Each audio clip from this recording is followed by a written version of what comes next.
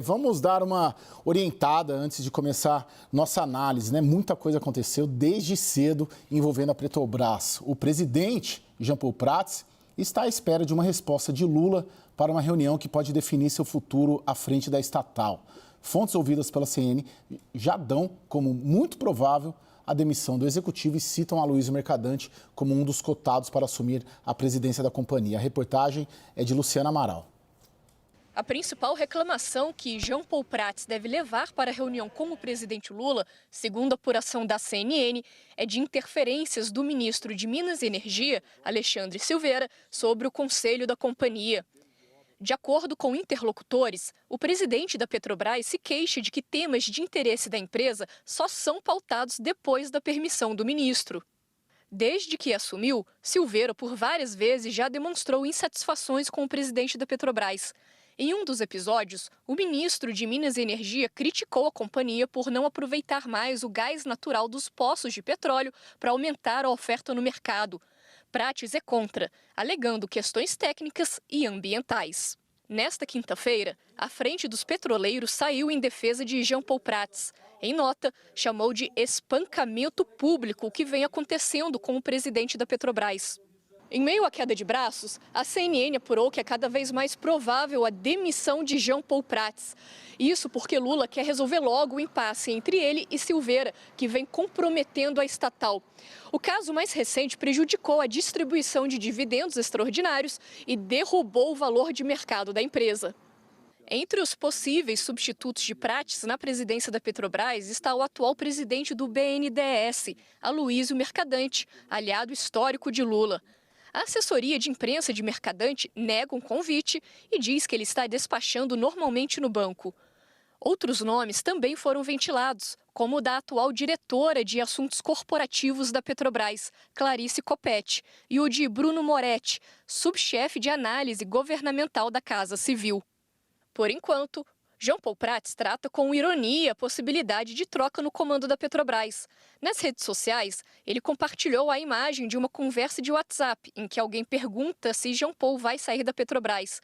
Outra pessoa, então, responde que acha que será depois das 8 da noite e que ele voltará na manhã seguinte, pois sempre tem a agenda cheia. Vamos para a análise. Roberto Castelo Branco, você foi um presidente da Petrobras que também foi alvo de fritura de Brasília. Pelo andar da carruagem, você nota que Jean Paul Prats vai ter o mesmo destino que você teve? Caio, é difícil dizer. Eu acho que, no curto prazo, o mercado se interessa de quem vai ser o presidente, se o presidente atual vai ficar, se não vai, quem vai substituí-lo. Mas o que há de mais substantivo nesse caso da Petrobras é o modelo de sociedade na qual está inscrita a companhia. Trata-se da sociedade de economia mista.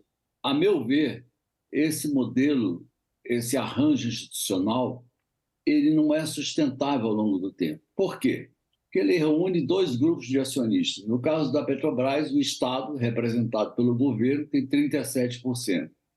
E a iniciativa privada, os acionistas privados têm 63%.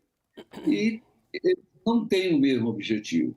Enquanto que os objetivos dos acionistas é a maximização de valor ao longo do tempo, para o governo tem outros objetivos, são objetivos políticos e os dois são conflitantes. Dessa forma, a Petrobras é uma empresa que tem um potencial enorme. Ela tem tecnologia, uma empresa em 40 anos capaz de passar de campos terrestres para campos de petróleo situados em águas rasas, depois para águas profundas, depois para águas ultraprofundas como pré-sal. Tem profissionais de altíssima qualidade, tem muitos talentos a serem aproveitados, mas ela não consegue arrancar. Para você ter uma ideia, a média histórica do mandato de um presidente da Petrobras é de aproximadamente 2 anos. Isso é ridículo. A cada 2 anos muda o presidente, mudam diretores, mudam gerentes, mudam os objetivos, e nenhuma empresa consegue progredir, gerar valor ao longo do tempo com esse estado de coisas. Então, o melhor, a meu ver, teoricamente, você teria duas opções. Estatiza a Petrobras, compra os acionistas privados, fica 100% com o departamento do Ministério das Minas e Energia. Acho que essa hipótese absurda seria desastrosa, pelos motivos que se sabe. Melhor opção seria privatizar a Petrobras e não, embora o governo Fernando Henrique tenha tido o mérito de privatizar um grande número de empresas, foi muito importante nisso, acho que as privatizações foram feitas de uma maneira inadequada. Então, eu defendo a privatização da Petrobras de 100% do capital, não deixar nada para não depois acontecerem problemas. A Vale até hoje sofre com isso. O problema é que a questão é que a privatização não está no radar, pelo menos até 2026. Mas enquanto não se fizer a privatização da Petrobras, nós vamos ver a repetição desses problemas. A Petrobras ela tem que migrar das páginas de política para as páginas de economia e finanças e ficar lá.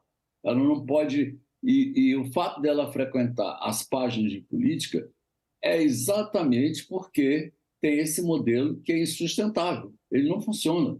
Isso já está mais do que evidenciado ao longo de tantos anos de história. Os governos, sejam de direita, sejam de esquerda, se julgam donos da Petrobras e querem focar em seus próprios objetivos, que são divergentes dos objetivos da iniciativa privada. Roberto, acho que a sua gestão mostrou como é difícil, inclusive para o brasileiro, aceitar que a Petrobras não tenha que agir em favor da sociedade, né? Mesmo que isso signifique que ela peca, porque há uma distância muito grande na compreensão entre o que é a Petrobras perder e o que é a Petrobras ganhar, né? Como é que a sociedade brasileira ganha ou perde com isso? O sentimento do cidadão está muito mais ligado ao preço do combustível, né?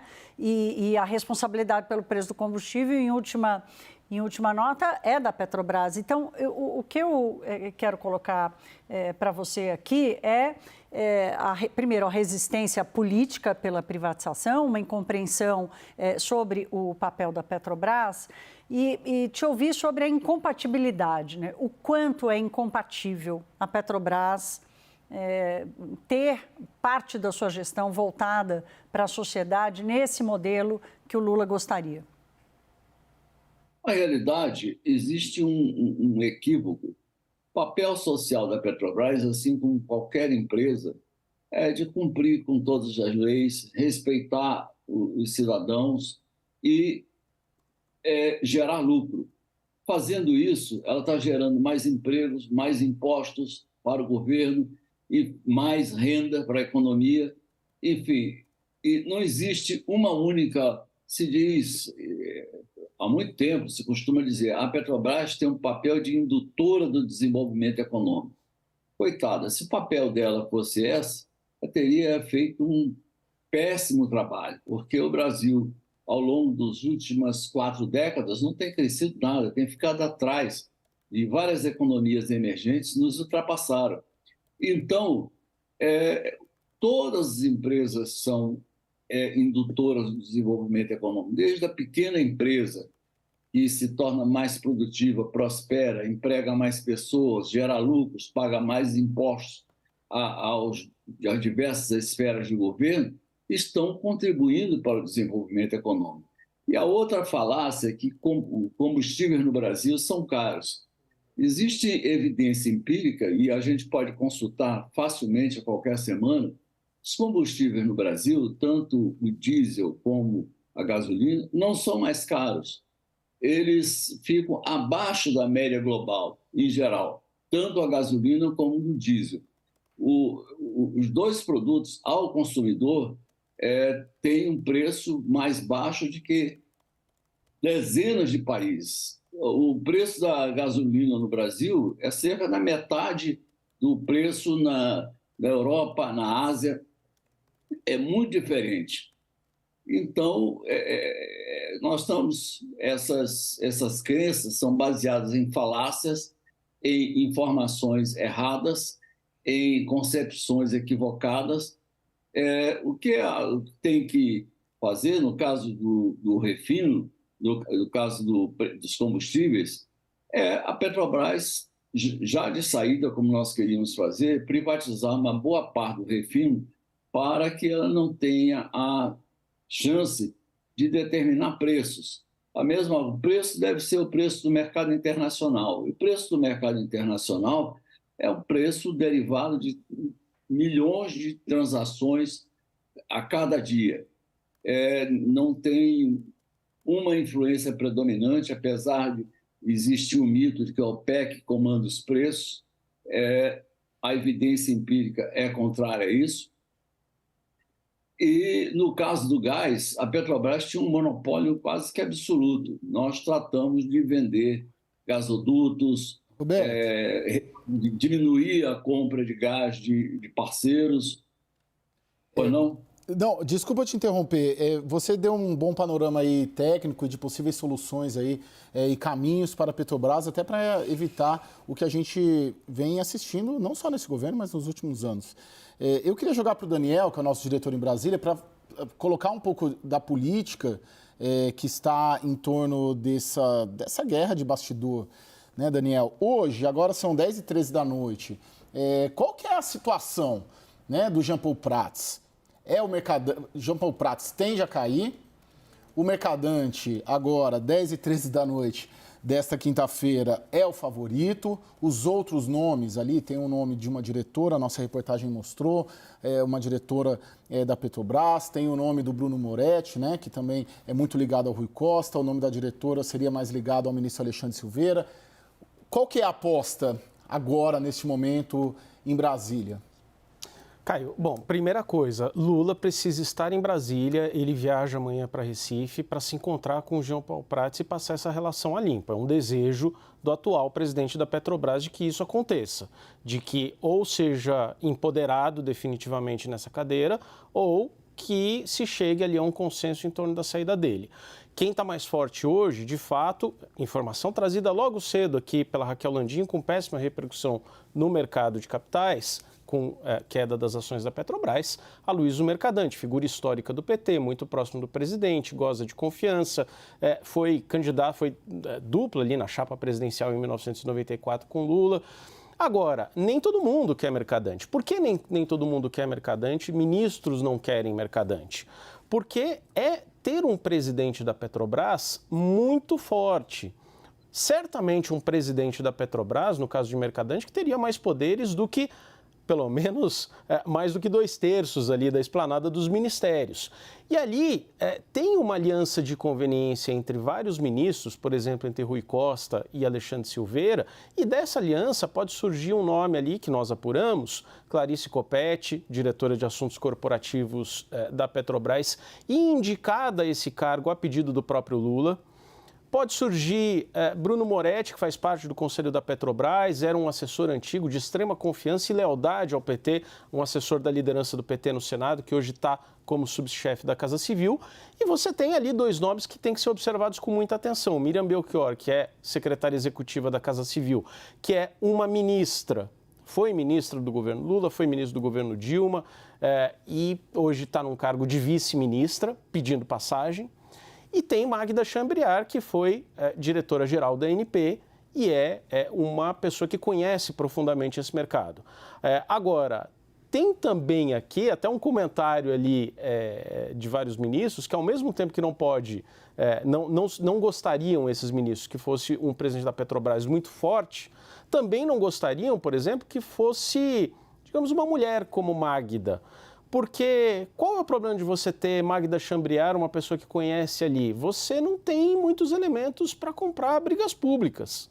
Se você comprar uma briga pública hoje com Magda, com Clarice Coppetti, com Miriam Belchior, você fica numa situação um pouco fragilizada ali. Imagine Alexandre Silveira ou Rui Costa que não tem atributos, muitas vezes, de delicadeza na retórica, de delicadeza nas palavras, comprando briga ali com mulheres. Então, esse é um outro ponto até que está sendo analisado. Ô Daniel, eu tenho a minha sensação, e hoje também desde cedo, todo o time aqui da CNN nessa apuração, é de que a solução do mercadante para o Lula, ela tem muito mais que um componente de rumos estratégicos da Petrobras, e tem muito mais um componente de mostrar para os ministros, e principalmente para os ministros que vêm operando desde o começo do governo Lula contra o Jean Paul Prats, e todos sabemos quem são, justamente para pôr um freio nisso. Porque o mercadante seria um presidente da Petrobras do Lula e não toparia ministro de Minas e Energia, ministro da Casa Civil ou qualquer outro ministro tentando interferir na Petrobras. Ainda que o mercado não tope uma solução mercadante, mas eu penso que a solução mercadante para o Lula tem muito de sinal para dentro do governo e para quem quer operar e para quem tem interesse dentro da Petrobras em fazer essa contenção. Olha, eu quero aproveitar e fazer uma pergunta sobre isso para o Roberto, mas eu vou só complementar aqui o que você falou um ponto muito importante, quer dizer o seguinte, olha a situação que chegou à Petrobras. A decisão sobre a presidência da Petrobras vai ter que ser tomada para lidar com a crise política dentro do governo, né? Não é uma decisão porque precisa-se de alguém que seja 100% alinhado. O Jean Paul Prats não foi tão aliado quanto gostariam, né? Ele ficou preso por várias amarras que a companhia, a Petrobras, é um transatlântico, não faz cavalo de pau, né? Agora, veja a situação que chegou. Agora, Lula deixou isso correr. Ele deixou essa disputa acontecer esse tempo todo. Talvez ele não tenha esperado que fosse chegar onde chegou. Agora, foi dando o braço, uma hora levaram o corpo inteiro e o Alexandre Silveira fritou o Jean Paul Prats dessa forma. Então, a situação da Petrobras chegou a esse ponto. E aí eu jogo para você, Roberto, em que as decisões sobre a empresa, financeiras, decisões estratégicas estão sendo tomadas no Palácio do Planalto e agora a decisão sobre a presidência não é exatamente sobre quem é o melhor para a empresa, mas é sobre o que está mais perto do presidente e o que lida melhor com a crise política. O que isso provoca? Pois é, Thaís, isso certamente não é uma situação favorável.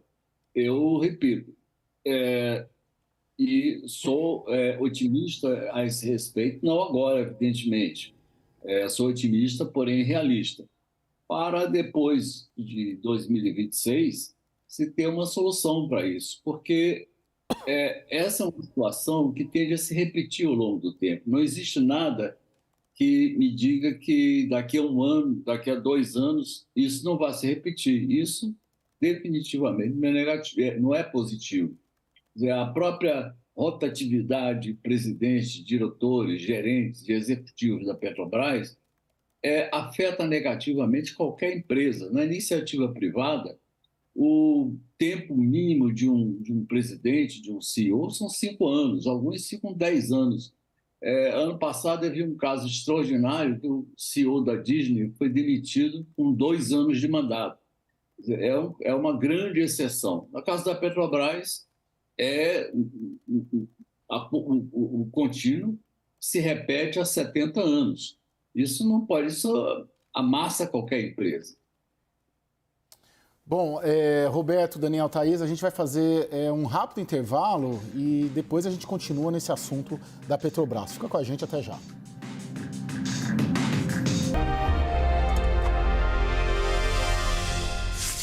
Estamos de volta com o WW, continuamos falando sobre Petrobras. Hoje, a Comissão de Valores Mobiliários, CVM, abriu um processo administrativo para analisar informações sobre a Petrobras depois das especulações sobre a possível troca do comando da estatal. A Thaís Herédia vai nos mostrar agora as oscilações das ações da Petrobras hoje, nesta quinta-feira.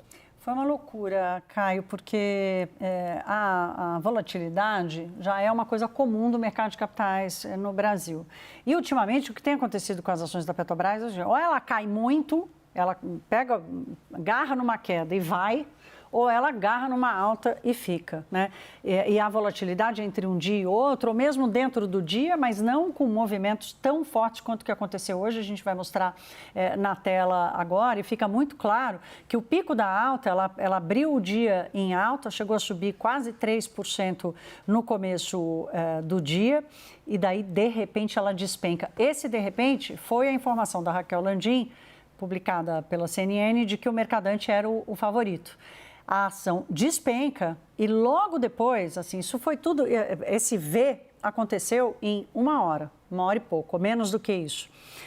Porque sai a notícia da jornalista Malu Gaspar que a decisão sobre os dividendos estava tomada e ele seria pago. Pronto, volta todo mundo e compra ação, só recebe dividendo quem tiver ação. Logo em seguida, 1h30 da tarde, virou rumor. E quando vira rumor, ela engata de novo numa queda e termina. Então, foi um movimento de queda de 5% entre o pico da alta e o pico da queda, na notícia do Mercadante, uma volta de 5% na notícia dos dividendos e depois expectativa versus realidade, ela cai e fecha em queda. Ô Roberto, eu sei que você é um sujeito extremamente técnico e muito respeitado no setor, mundialmente no setor. Mas eu queria a sua análise dessa queda de 5% com a mera possibilidade, quem sabe, talvez, do Mercadante assumir. Por que o mercado teme tanto o Mercadante? Esse é um movimento típico do mercado de capitais, se chama de descoberta do preço. Primeiro, o mercado tem duas incógnitas. Ele quer saber o que vai acontecer. Quem vai ser o novo presidente da Petrobras? Será A, o B ou C? Segundo, e se for o A, o B ou C, qual vai ser a trajetória do preço das ações? Então, são fenômenos que dão notícias, que dão origem a uma grande volatilidade no curto prazo, que só se encerra, nesse período, o mercado está extremamente incerto. Qual vai ser a direção do preço da Petrobras, das ações da Petrobras? Uma queda de 10%, de 5%? Ou elas vão se estabilizar? Ninguém sabe. Então, existe essa troca de posições, os negócios aumentam, mas sem direção. Uma hora você viu esse gráfico diário de hoje, foi bastante esclarecedor, com grande volatilidade no dia. Então, isso tenderá a se repetir até que a situação vá sendo esclarecida. É típico, então, do comportamento do mercado de capitais. Mas qual a bronca do mercado de capitais com o Mercadante? Aparentemente não simpatiza. A expectativa não é boa, de acordo com o julgamento do mercado. Se fala o nome dele, o preço da ação está caindo, é porque a expectativa do mercado não é boa. Escapou, né? Escapou da resposta. O Daniel Rittner. Eu queria fazer uma pergunta para o Roberto, aproveitando que ele é bastante conhecedor do mercado de capitais, mas só fazer uma observação com você, Caio. Você falava do Mercadante aqui, e Lula adora esse tipo de tensionamento entre figuras fortes do partido, figuras fortes de seu governo, gosta de tensionar relacionamento entre seus diversos auxiliares. Isso é uma característica dele mesmo.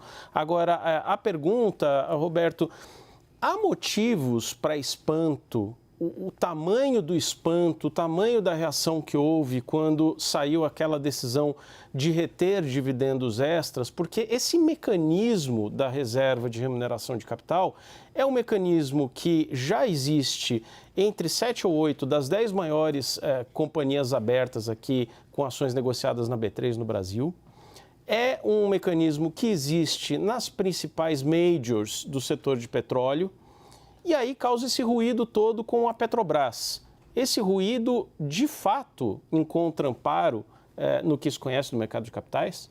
Esse ruído poderia ter sido evitado porque, primeiro, esse instrumento, na realidade, a meu ver, é equivocado. É como se você pudesse guardar dinheiro numa caixa de metal.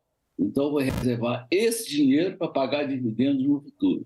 Ou você paga ou não paga, o dinheiro não vai ficar parado, evidentemente, ele não vai ficar em nenhuma caixa de metal com um carimbo lá, dinheiro reservado para dividendos. Não é isso.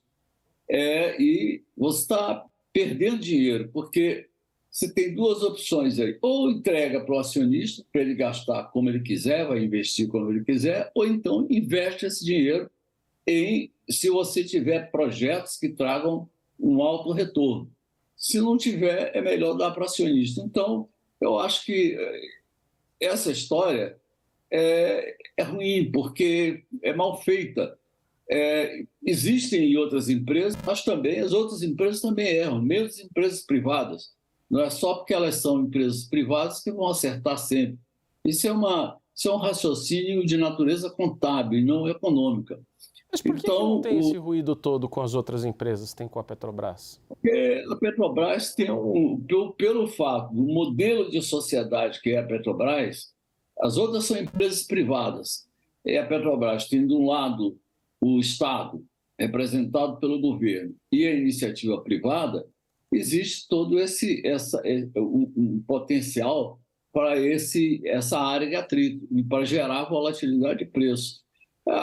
Se o acionista controlador tem um maior número de conselheiros, não quer pagar dividendos agressivamente, muda a política de dividendos. Ele tem poder para fazer isso. Não é preciso todo esse rula-balu para nada. Só perde o pequeno investidor. Roberto, os relatos de quem está na Petrobras e de pessoas próximas à diretoria, ao conselho, são de que a politização, o loteamento político na diretoria, nos comitês, ele já é uma realidade, né? Acabou aquela história da Petrobras estar totalmente livre da política. A lei das estatais ficou guardada numa gaveta. O processo de arrumação e depois de blindagem da Petrobras até que durou bastante tempo, mas parece que ele está desmontando. Você percebe esse desmonte e quando é que o estrago começa a aparecer dessa politização? Thaís, eu não tenho informações específicas a respeito do que acontece dentro da Petrobras, mas aparentemente está acontecendo o que sempre aconteceu na Petrobras, com exceção desse breve período de 2016 até quando eu fiquei lá, em 2021, que houve uma tentativa e eu me opus e não cedi 1 milímetro. E fui demitido como esperado. Mas depois há notícias de algumas concessões que foram feitas, mas eu não posso avaliar. Mas isso é o modelo da Petrobras de muito tempo. A McKinsey fez um pequeno estudo sobre o retorno das companhias da área de petróleo, não só produtores de petróleo, mas como produtores de insumos para a indústria do petróleo. Então, por um período de 20 anos, até 2018, a Petrobras estava entre as empresas com pior performance, com pior o lucro econômico, quer dizer, o lucro descontado também o custo do capital, não o lucro contábil, da Petrobras foi um dos piores de uma amostra de mais de 1.000 empresas. Por quê? Por esse modelo perverso. Daniel, a última para a gente encerrar. Eu só queria entender uma coisa, Roberto. A Petrobras, na gestão do presidente Jair Bolsonaro, se focou muito na exploração e produção, principalmente no pré-sal, que é o que ela sabe fazer de melhor, né? Vamos combinar. Agora, o pré-sal começa uma curva descendente ali a partir de 2029, 2030, por isso estamos falando tanto da Foz do Amazonas, da margem equatorial, que também é uma grande incerteza. Diante desses dois fatos, pré-sal em decadência a partir do final da década e uma grande incerteza em torno da margem equatorial, não faz certo a Petrobras em investir agora em outras áreas, energias renováveis, fertilizantes, outras frentes que nos últimos anos não foram grandes apostas? Olha, essas foram apostas que a Petrobras fez e são atividades que a Petrobras não tem competência para fazer. Por outro lado, a Petrobras tem uma enorme competência para explorar e produzir petróleo. Você falou em Foz do Amazonas. A margem equatorial está muito longe. O poço que a Petrobras quer furar está a 500 quilômetros da Foz do Amazonas. Então, É a mesma coisa de dizer que a Avenida Paulista fica no Rio de Janeiro. Está completamente equivocado. Desculpa, Daniel, mas esse é algo que se repete cotidianamente. E tem um enorme potencial lá. Agora, toda a exploração, o negócio de petróleo é negócio de muitos riscos. Você não tem certeza que vai furar um poço e que ele vai jorrar petróleo. Isso faz parte do negócio. E o mundo precisa ainda de petróleo. O mundo vai precisar ainda por algumas décadas. Você vê, os Estados Unidos produzem muitos carros elétricos, então uma empresa fantástica que é a Tesla, apenas 1,5% da frota de automóveis nos Estados Unidos é de carros elétricos. Como é que se vai produzir aço, cimento, produtos petroquímicos que se encontram em todo lugar? Você encontra plásticos desde o seu celular até numa sala de UTI. Como é que você vai produzir isso? Nós vivemos ainda a idade dos combustíveis fósseis e vivemos há 125 anos nessa situação. Então, a Petrobras tem que fazer o que ela sabe fazer de bem, em que seus engenheiros foram treinados. A Petrobras tem alguns dos melhores engenheiros de petróleo e geólogos do mundo. Então, ela tem que aproveitar as suas vantagens comparativas. Investir em renováveis. Para quê? Para competir com uma indústria que já está ocupada pela iniciativa privada, tentar estatizar uma indústria que vai muito bem. Por quê? Fertilizantes. Se o Brasil tivesse fertilizantes, e o Brasil é um grande consumidor de fertilizantes, estaria cheio de empresa privada explorando fertilizantes aqui, produzindo, e não tem. A verdade é essa. Nós próprios tentamos vender a ANSA, uma empresa que a Petrobras comprou e todos os anos dava prejuízo como um relógio suíço. Não conseguimos, tentamos arrendar, não conseguimos, porque não tinha nenhum interessado. Se tivesse muito fertilizante aqui, se as condições fossem boas, seria facílimo, haveria fila para comprar, e não conseguimos. Então, o negócio da Petrobras é produzir petróleo e gás, e nós precisamos disso, o mundo precisa. Nós precisamos fazer uma transição energética, sim, mas de forma responsável.